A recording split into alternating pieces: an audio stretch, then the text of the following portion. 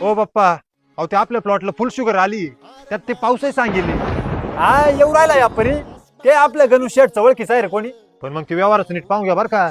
मागच्या वर्षी नाही का ते बाजूच्या मानस व्यापारी पळून गेलं. पण मग आता आपल्या गणू शेठचं म्हणलं होतंच काय नाही रे. हा पहा मग काय ते तुम्ही तुमच्या हिशोबाने. कसा आहे मग प्लॉट सीट? माल तर लय भारी आहे. हा मला आपल्याच पाहिजे बरं का. प्लॉट आपणच घेऊ, फक्त तुम्ही माझं कमिशन वाढवा.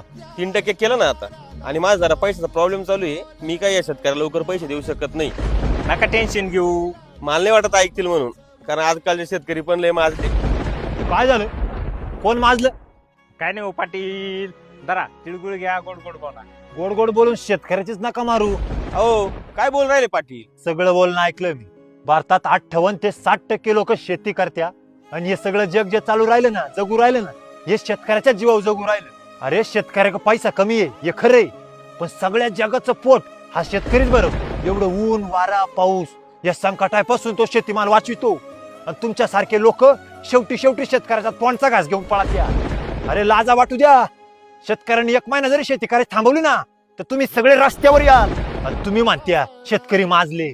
शेतकऱ्याची किंमत करून त्याची टिंगल उडू नका. तुमचं जर असं चालणार असेल ना, तर शेतकरी जशाच तसा आहे. मग शेतकऱ्याला शेतीची लाज नाही तर माझच आहे. मग लक्षात राहू दे.